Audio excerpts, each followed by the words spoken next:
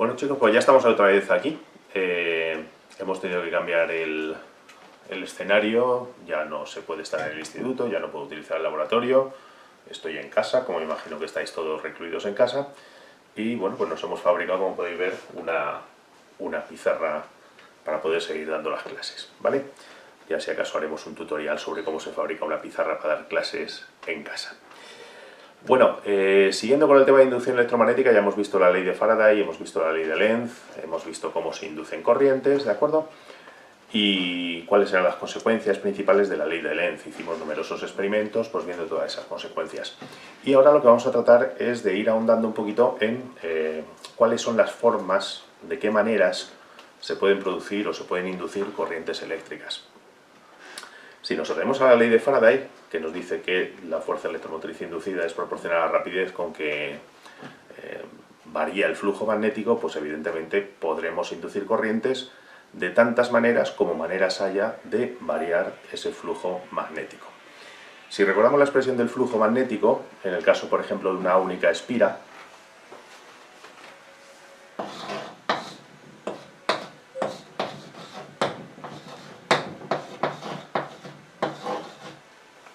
nos damos cuenta que ese flujo magnético depende de tres factores, ¿de acuerdo? Uno es el campo magnético, otro es la superficie de la espira atravesada y otro sería la orientación que habría entre el vector B y el vector de superficie S. Teniendo esto en cuenta, cualquier variación de cualquiera de estos tres factores, individualmente o bien colectivamente, pues puede inducir una corriente eléctrica. Es decir, podemos inducir corrientes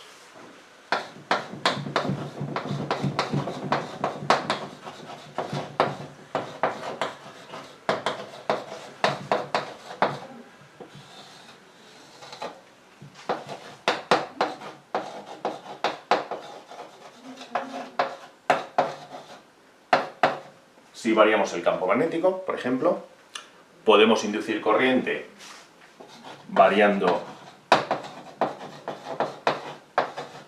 la superficie, o bien podemos inducir corriente variando la orientación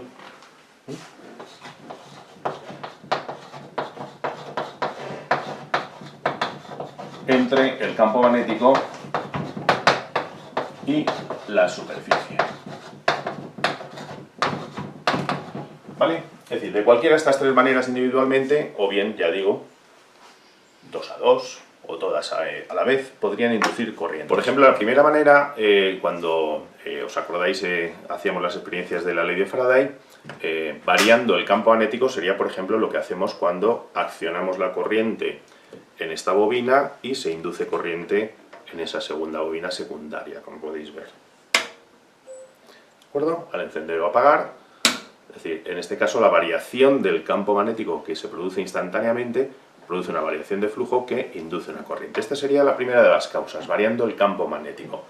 También en esas experiencias de Faraday, variando el campo magnético, sería, pues, por ejemplo, la forma de inducir corriente, simplemente introduciendo un imán, acercándolo o alejándolo, estamos variando el campo magnético producido por este imán. Por tanto, las variaciones, como veis, de campo magnético inducen corriente.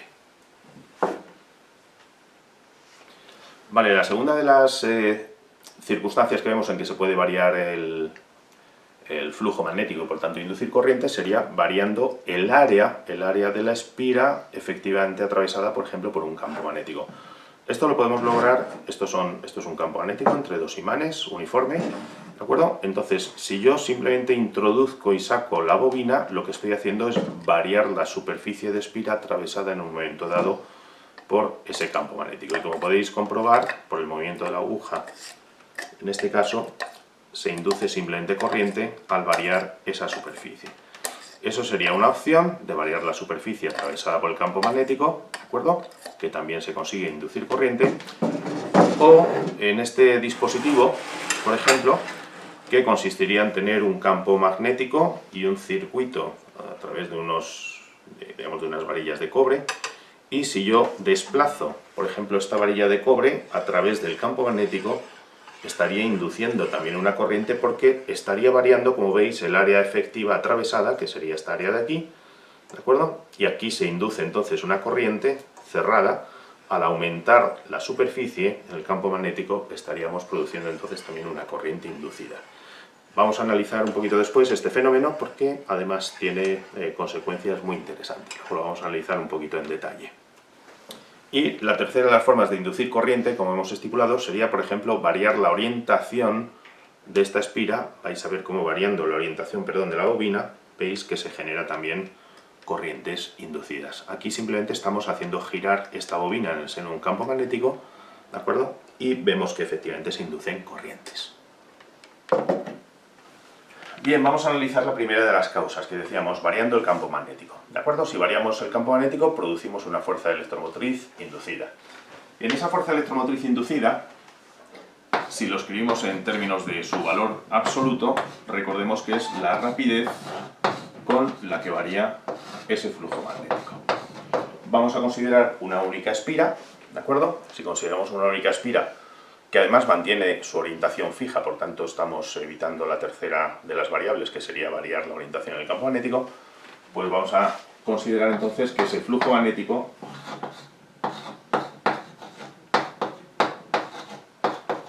lo escribiremos de esta manera, y puesto que el área de la espira no varía, permanece constante, saldría fuera de esta derivada, nos quedaría directamente como S por la rapidez con que varía el campo magnético. ¿De acuerdo? Si consideramos, por ejemplo, que la espira está orientada de manera que B y S están en la misma dirección y sentido y por tanto θ es 0, nos quedaría directamente que el valor en absoluto de esa fuerza electromotriz inducida sería S por la rapidez con la que varía, en este caso, el campo magnético. Es decir, que en ese caso es la rapidez con que varía el campo magnético lo que nos va a producir la variación de flujo magnético y por tanto la fuerza electromotriz inducida. ¿De acuerdo? En el caso de una bobina, recordad, esto es también importante, en el caso de una bobina obviamente el flujo es distinto porque tenemos n espiras, ¿de acuerdo? En consecuencia, si tenemos n espiras, el flujo sería el correspondiente a una espira multiplicado por las n espiras que tenemos. O finalmente, si es una bobina de n espiras,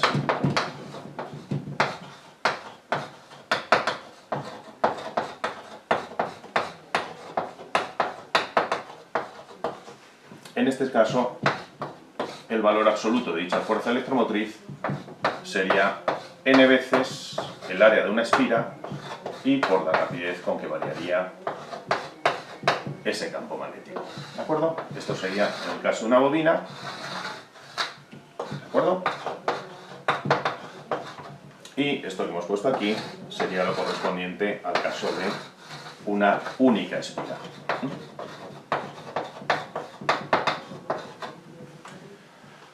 ¿De acuerdo? Es decir, este sería el primer ejemplo de cómo se puede inducir una corriente simplemente por variación del campo magnético. Bien, la segunda circunstancia por la que podemos inducir una corriente sería variando la superficie de la espira atravesada, ¿no? Hemos visto que eso se podía lograr antes pues moviendo la bobina a través del campo magnético. El área efectiva de la bobina atravesada pues iba variando al mover la bobina. Y otra forma que además es bastante ilustrativa, por lo que luego vamos a explicar, sería, por ejemplo, imaginar lo que hemos visto antes, ¿no? Es decir, este dispositivo que tenemos aquí, ¿de acuerdo?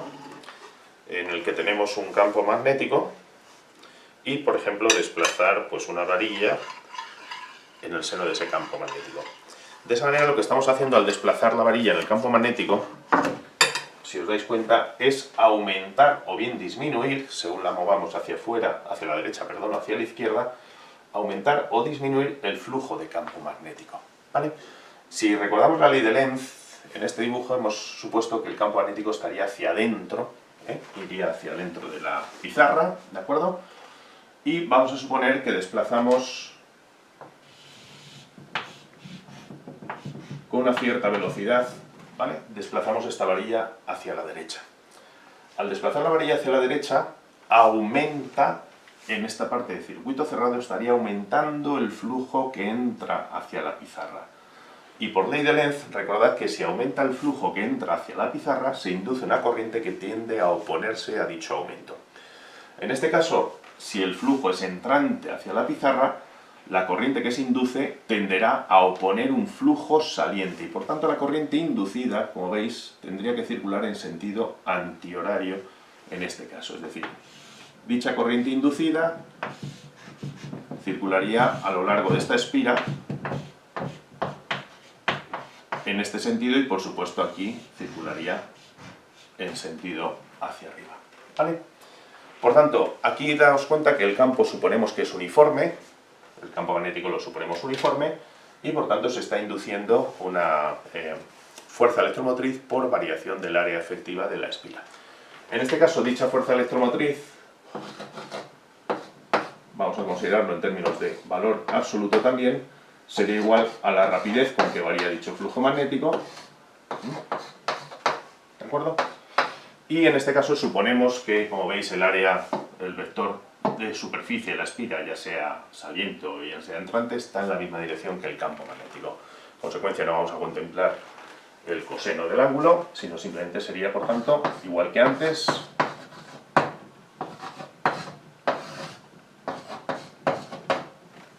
Como en este caso lo que permanece constante es el campo magnético, saldría fuera de esta derivada, nos quedaría B por la rapidez con que variemos dicha superficie. Ahora bien, observad este dibujo que tenemos aquí, ¿de acuerdo? Este dibujo tiene un lado, vamos a denominarlo L, que es fijo, y el único lado que es variable sería justamente este lado que tenemos aquí, que varía conforme desplazamos la varilla. Vamos a llamar al lado variable X, que es el que se desplazaría, el que cambiaría, perdón, con el movimiento de la varilla, mientras que este lado es L.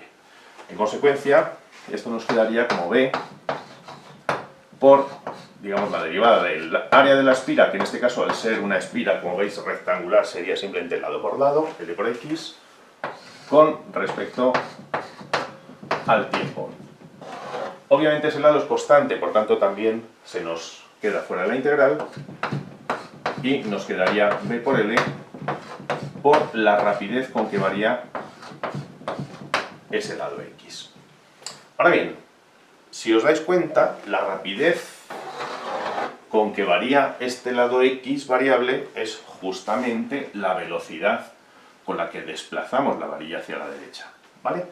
Es decir, la rapidez con que variaría este lado sería la velocidad con que desplazamos esa varilla. Por tanto, esto nos quedaría que finalmente el valor de esa fuerza electromotriz inducida sería el campo magnético por la longitud del lado fijo de la varilla y por la velocidad a la que se desplaza, en este caso, la varilla en el seno del campo magnético. ¿Vale? Este tipo de fuerza electromotriz inducida de esta manera, que como veis es por movimiento de uno de los lados y por tanto aumento del área efectiva de la espira, es lo que se denomina fuerza electromotriz por movimiento. ¿Vale?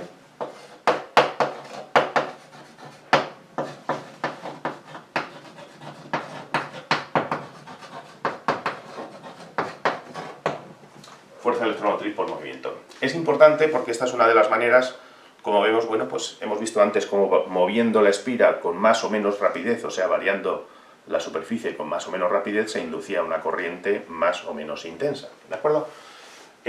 Vamos a hablar de esto porque esto tiene además un efecto interesante, es decir, uno de los efectos importantes es el siguiente. Tiene que ver con la ley de Lenz y tiene que ver con algo que expusimos el otro día acerca del frenado magnético, si os acordáis, ¿no? A medida que desplazamos esta varilla hacia la derecha, fijaos que la corriente se induce en este sentido. Si os acordáis de que sobre una corriente eléctrica en el seno del campo magnético aparecen fuerzas de tipo ILB, en este caso si es rectilínea esta corriente, ¿de acuerdo? Eso significa que sobre esta corriente, en este sentido, si el campo va hacia adentro, aparece una fuerza, como veis, que es de frenado.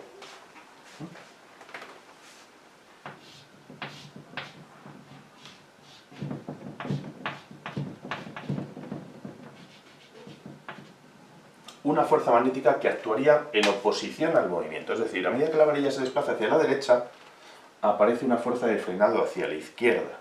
¿De acuerdo? este famoso efecto de frenado magnético que veíamos el otro día y que vamos a poder ver aquí. Bien, este efecto de frenado magnético que estamos comentando en la pizarra lo podéis ver aquí. Aquí tenemos este circuito donde uno de los lados es móvil, es variable, y vais a ver cómo a medida que esta varilla se desplaza entre los imanes se ve claramente ese efecto de frenado magnético que va a aparecer y que es indicativo del hecho que se está induciendo una corriente eléctrica en esta varilla de cobre, ¿de acuerdo? Fijaos que suelto la varilla y veis cómo al atravesar los imanes la varilla se frena, de lo contrario el movimiento natural de la varilla sería algo parecido a esto, y sin embargo veis cómo efectivamente cuando pasa por encima de los imanes aparece ese fenómeno magnético que hemos citado. Bien, al hilo de lo anterior, que hemos visto cómo se puede inducir corriente simplemente desplazando, por ejemplo, una varilla de cobre en el seno de un campo magnético, ¿de acuerdo? Y se forma una corriente inducida. Esto justamente es algo que demostró el señor Joseph Henry al otro lado del Atlántico, allá por Nueva York, a la par que Faraday hacía sus experiencias. Entonces Joseph Henry se dio cuenta que moviendo un hilo conductor en el seno de un campo magnético se inducían corrientes. Nos podemos preguntar ahora mismo cuál es la razón física por el hecho de que si yo desplazo esta varilla en el seno de un campo magnético se producen dichas corrientes inducidas. Fijaos que podemos encontrar una explicación física en función de algo que ya sabemos del tema anterior de campo magnético, ¿de acuerdo? ¿Cómo es un material conductor como por ejemplo esta varilla de cobre? Si uno se fija en el interior de este material conductor, en realidad, como bien sabéis, los metales, pues los cationes metálicos, en este caso de cobre, Cu2+, ocuparían posiciones fijas, pero los electrones, en el modelo de metal podemos imaginarnos que el metal es algo así como cationes fijos y un mar de electrones que tienen una libertad de movimiento, ¿de acuerdo? ¿Qué es lo que sucede cuando nosotros desplazamos esta varilla en el seno de un campo magnético? Al desplazar la varilla en el seno de un campo magnético, pensemos que ahí dentro tenemos electrones, que son partículas libres, que pueden moverse. Y que por tanto sobre estos electrones, a medida que esto se desplaza hacia la derecha, ¿de acuerdo?, aparecería sobre los electrones una conocida fuerza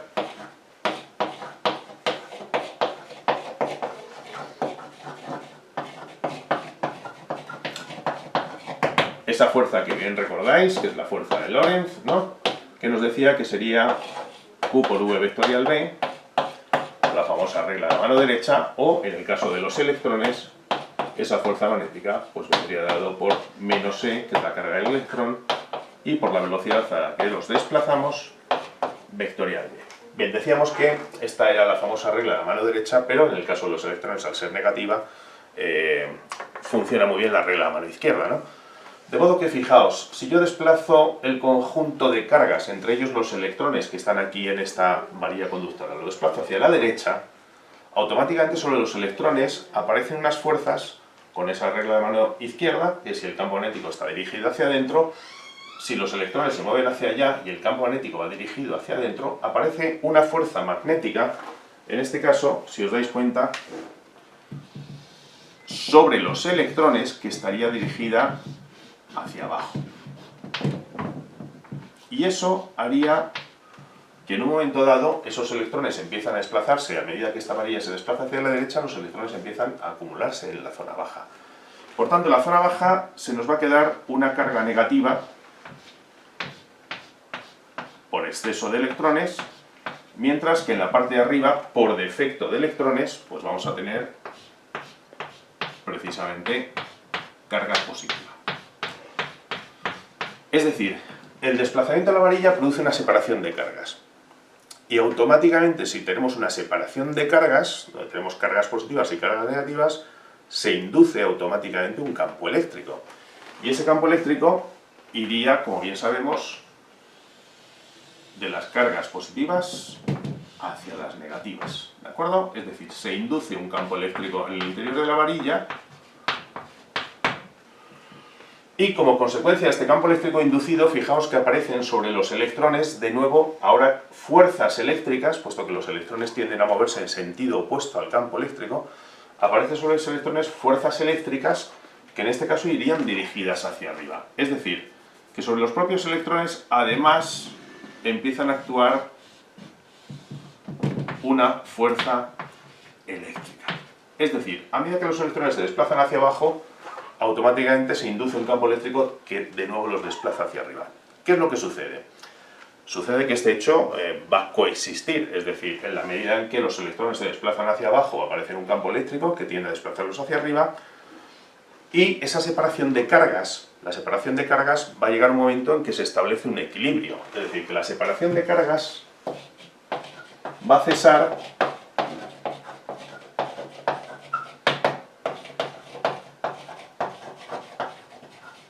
cuando alcancemos el equilibrio entre esa fuerza eléctrica que aparece sobre los electrones y esa fuerza magnética que tiende a dirigirlos hacia la parte inferior del conductor. Cuando esto suceda, evidentemente esa fuerza eléctrica, como ya sabemos, es E por E, y la fuerza magnética en módulo sería E por V por B. Por tanto, eso significa que se va a llegar a ese equilibrio, va a cesar la separación de cargas cuando el campo eléctrico sea igual al producto de V por el campo magnético, donde V es la velocidad a la que estamos desplazando, en este caso, la varilla. Bien, si recordamos el tema del campo eléctrico, siempre que tenemos un campo eléctrico, por ejemplo, en este caso, a lo largo de una longitud L de conductor que hemos considerado la longitud L, ¿de acuerdo? Al tener un campo eléctrico se establece una diferencia de potencial, y esa diferencia de potencial, si bien recordáis, era igual a E por L, donde L sería en este caso la distancia en el seno de ese campo eléctrico uniforme. ¿De acuerdo? De modo que entonces, puesto que esta diferencia de potencial no es otra cosa que la fuerza electromotriz inducida, llegamos entonces a la conclusión de que la fuerza electromotriz inducida sería igual a E por L, donde E es V por B. Es decir, por tanto, llegaríamos a la expresión VB por L, que es exactamente la misma expresión a la que habíamos llegado antes por consideraciones simplemente de analizar cuál es la variación de superficie que tiene lugar cuando desplazamos el conductor, y llegamos a una expresión que decíamos que era la fuerza electromotriz por movimiento. Entonces, veis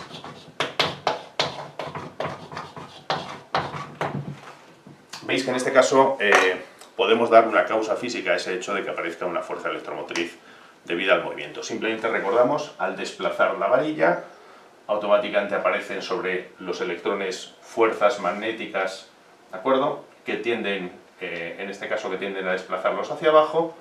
En el momento en que se produce una separación de cargas, donde por defecto quedan cargadas positivamente la varilla en la parte de arriba, se induce un campo eléctrico que produce sobre los electrones una fuerza opuesta precisamente a ese campo eléctrico, ¿no? Por tanto, al final se llega a un equilibrio entre estas dos fuerzas donde cesa la carga.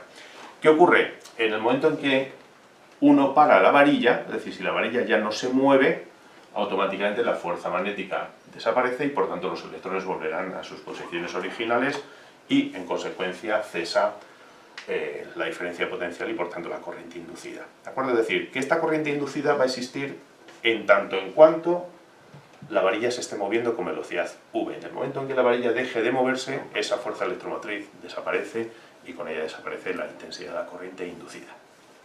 Bueno, y la tercera de las maneras que decíamos de inducir una corriente eléctrica, como habéis visto antes cuando girábamos la bobina cerca de un imán se inducían corrientes, sería variando la orientación de una espira, por ejemplo, haciéndola girar en el seno de un campo magnético. Vamos a considerar ese campo magnético, por ejemplo, es uniforme, ¿de acuerdo? Y es lo que se representaría en estos dibujos que tenéis aquí. Es decir, tenemos un campo magnético en todas las circunstancias que es uniforme y lo que estamos haciendo es girar esta espira, ¿de acuerdo?, en el seno de ese campo magnético, de manera que de aquí lo hemos girado 90 grados, otros 90 grados hasta invertir el movimiento, otros 90 y finalmente otros 90. Si os dais cuenta, la variación que se produce de flujo magnético a través de esta espira, por ejemplo, aquí tendríamos obviamente un flujo máximo, ¿vale?, en esta situación, para pasar a cuando está la espira orientada de esta manera, su flujo magnético, en este caso, valdría 0. Por tanto, hemos variado de máximo a 0. Bien, y aquí tendríamos el flujo máximo de nuevo, pero como veis, invertido, en este caso de signo.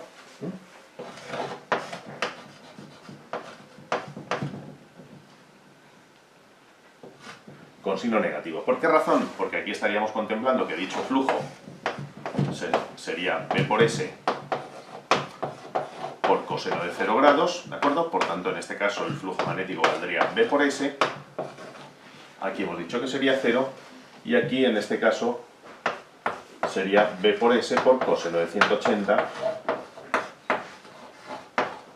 es decir, menos B por S. ¿Vale? Sigue siendo máximo, igual que al inicio, pero obviamente su signo se ha invertido. Al girar de nuevo 90 grados, volvemos otra vez a una situación en la que el flujo en esta circunstancia sería 0, para volver a revertir finalmente y llegar a la misma situación inicial, en la que de nuevo el flujo aquí sería máximo e igual al flujo que teníamos inicialmente, B por S. Bueno, si representamos justamente las anteriores situaciones que hemos descrito de la espira según iba girando en el campo magnético, cómo va variando el flujo, del flujo máximo a flujo 0, y lo representamos, por ejemplo, en esta gráfica, pues nos daríamos cuenta que tendríamos una gráfica donde inicialmente el flujo es máximo, la siguiente situación el flujo era 0, posteriormente el flujo vuelve a ser máximo pero invertido en signo, para de nuevo finalmente revertir en la última de las situaciones descritas a la situación anterior, ¿no? Volvemos a la misma situación que teníamos anterior. Es decir, como vemos, el flujo magnético varía de forma sinusoidal.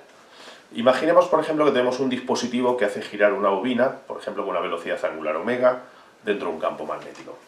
Entonces, si la bobina o si la espira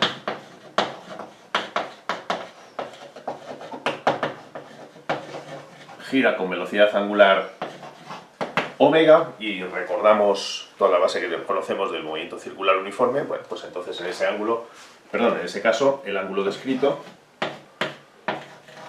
va a venir dado por omega por t, o si partimos digamos, de otra orientación que no sea necesariamente 0 en el tiempo inicial, pues recordemos simplemente que las expresiones serían más o menos omega por t, en función de cuál sea la orientación inicial de la espira. ¿De acuerdo? En ese caso, el flujo magnético, vamos a suponer que la orientación inicial de la espira es la que era, es decir, el ángulo era 0. En ese caso, el flujo magnético, si nos damos cuenta, tendría por expresión B por S por el coseno del ángulo, es decir, B por S por el coseno de omega por t. Es decir, como vemos, el flujo magnético tendría, por tanto, una variación cosenoidal, una variación sinusoidal en cualquiera de los casos. ¿De acuerdo? Dado que el flujo magnético varía de esta manera, eso significa que la corriente inducida, en este caso la fuerza electromotriz inducida, que equivaldría a la rapidez con que variase ese flujo magnético, supondría derivar en función del tiempo esa expresión que nosotros tenemos ahí. ¿De acuerdo? Si recordamos, la derivada de coseno es menos seno, y la derivada de coseno omega t sería menos omega por seno omega t. Derivando, por tanto, esta expresión, y teniendo en cuenta que aquí tenemos este signo menos delante, llegaríamos a la conclusión de que esto sería B por S, perdón, S mayúscula, ¿vale? Y por el seno, por omega, y por el seno de omega t. Es decir, que tendríamos para la fuerza electromotriz una variación senoidal. Si recordamos que seno y coseno son dos funciones que presentan un desfase de pi medios, eso significaría que si nosotros representamos la variación de la fuerza electromotriz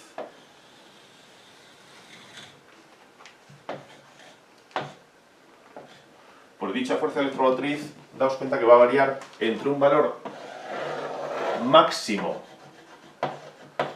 que sería este que tenemos aquí, pues puesto que el seno, su valor máximo sería 1, y por tanto tendríamos un valor máximo que valdría b por s por omega, o un valor mínimo menos b por s por omega, ¿de acuerdo? Y entre esos dos valores, nuestra fuerza electromotriz variaría en forma senoidal, ¿de acuerdo? Es decir, que tendríamos por tanto una variación, en nuestro caso,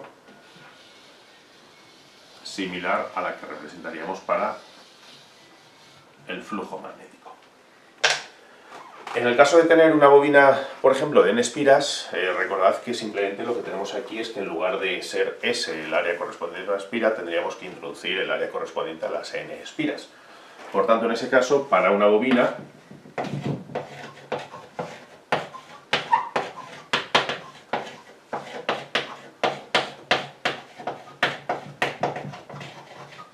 de N espiras, tendríamos que la fuerza electromotriz sería en este caso N veces B por S por omega y por el seno de omega t. Bien, esto que tenemos aquí sería justamente lo que llamaríamos el valor máximo de esa fuerza electromotriz o de ese voltaje que podríamos inducir, ¿de acuerdo? Por tanto, esto sería ese valor máximo que vamos a denominar epsilon sub 0, por ejemplo, de modo entonces que la expresión que tendríamos es que esa fuerza electromotriz respondería a esa fuerza electromotriz máxima por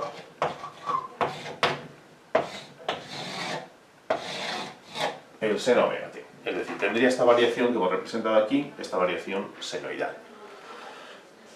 Daos cuenta de un hecho, y es que si la fuerza electromotriz presenta una variación senoidal, la intensidad de la corriente inducida también representará una variación senoidal, puesto que en este caso, como bien recordamos, por ley de Ohm, esa intensidad inducida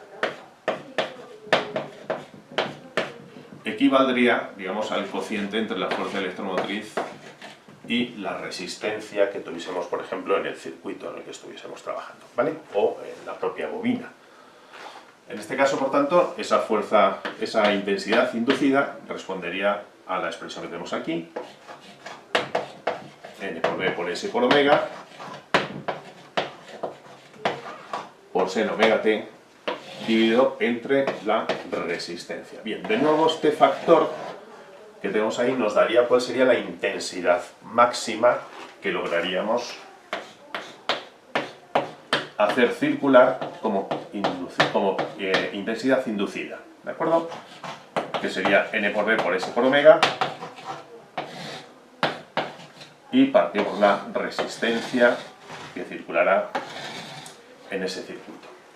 Por tanto, nos damos cuenta, si esto es la intensidad máxima, vamos a denominarla I sub 0, nos damos cuenta que la intensidad de la corriente inducida también presenta una variación, en este caso senoidal. Es decir, si uno representa, igual que hemos hecho antes aquí, por ejemplo, la corriente inducida, pues tendríamos, digamos, una variación del mismo estilo. Tendríamos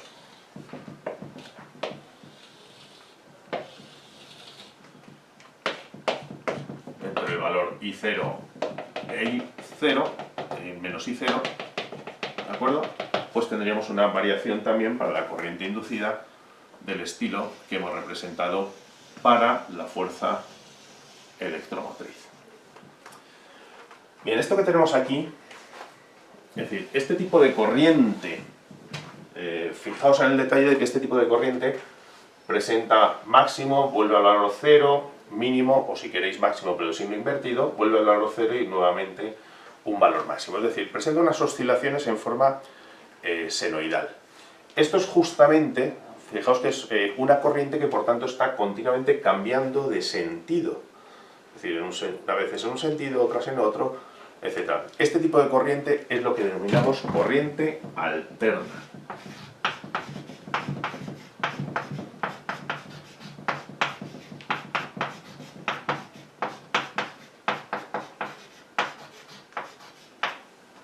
¿Vale? Lo que conocemos como corriente alterna. Daos cuenta, por tanto, que hay un hecho fundamental, y es que simplemente haciendo girar una bobina o haciendo girar pues un conjunto de bobinas o lo que sea en un campo magnético, si las ponemos a girar, estamos produciendo una corriente que es alterna. Desde mitad del siglo XIX, es decir, allá desde que Faraday demostró este hecho, pues podemos hablar de otra forma de generar corriente que no es la que hasta entonces había venido funcionando, que era la forma de inducir corrientes mediante pilas de tipo electroquímico, como la pila de Volta, que generaba una corriente continua, es decir, una corriente que circulaba siempre en el mismo sentido. En este caso, esta corriente, como veis, podríamos pensar, puede tener inconvenientes o puede tener ventajas. ¿Cuál puede ser el principal inconveniente?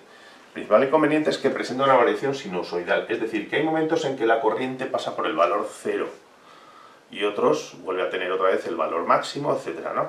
Entonces, imaginad, esto podría ser un inconveniente. Si hacemos funcionar un aparato que de repente pues, la intensidad va oscilando desde valor máximo a valor cero, pues claro, podría tener un pequeño, podría ser un inconveniente en este caso fundamental, ¿no? ¿Cómo se puede resolver este inconveniente? Es decir, ¿cómo podemos conseguir que la corriente alterna tenga la gran ventaja de...? Porque fijaos que el dispositivo de generar una corriente alterna es muy sencillo, es decir, es hacer girar unas bobinas en el seno de un campo magnético. Entonces, ¿cómo podemos conseguir que la corriente alterna sea lo más estable posible? Esto es algo que yo os planteo a vosotros como pregunta, os dejo un poquito que lo penséis, y en el vídeo os daré ahora mismo la explicación, pero mientras tanto id pensando de qué manera podemos evitar estos altibajos en el caso de la corriente alterna. Es decir, cómo podemos conseguir que esta corriente no presente semejantes altibajos, sino que sea o tenga un valor lo más estable posible. ¿Vale? Os dejo pensándolo un ratito y enseguida damos la solución. Bueno, antes os preguntaba cómo se podría, digamos, intentar optimizar el hecho de que la corriente alterna presenta, digamos, ese inconveniente de tener picos máximos, mínimos y valores cero en un momento dado, para tener, en la medida de lo posible, pues una corriente lo más estable que podamos, ¿no? Fijaos en este dispositivo. Este dispositivo sería pues, un conjunto de bobinas, por supuesto, cuantas más mejor. Aquí hemos representado, porque si no el dibujo se complica mucho, hemos representado, por ejemplo, pues 1, 2, 3, 4 bobinas con un dispositivo que las hace girar en un sentido o en otro, y rodeado, por ejemplo, de campos magnéticos, como veis, la polaridad norte-sur, es decir, alternada. De esa manera estamos produciendo variaciones de flujo a gran velocidad, muy rápidas, unas variaciones de flujo muy rápidas, y además, en la medida en que el flujo en una disminuye, va aumentando en la siguiente bobina y así sucesivamente. Entonces, si uno representa lo que sucede con la intensidad en cada una de las bobinas y después hacemos, digamos, la envolvente a todo ese resultado que nosotros obtenemos, por ejemplo, si esto sería para una bobina, para la otra bobina, pues podríamos tener una variación de intensidad que vendría a tener esta forma, ¿de acuerdo? Para otra bobina distinta, pues tendríamos otra variación de intensidad que podría tener esta otra forma.